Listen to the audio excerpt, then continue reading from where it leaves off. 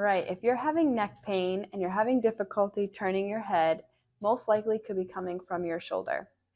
So many times, patients who have painful neck movements, their shoulder is unstable or they weren't able to sustain and hold the load that they were trying to lift well enough.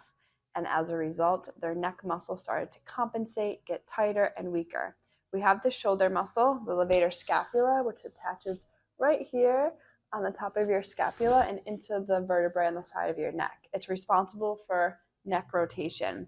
So if you are not lifting with the shoulder muscles, which are there to help you lift, these neck muscles may start to compensate and work harder than they are ready to work for you and become strained, become a little bit injured, inflamed, and difficulty rotating your head.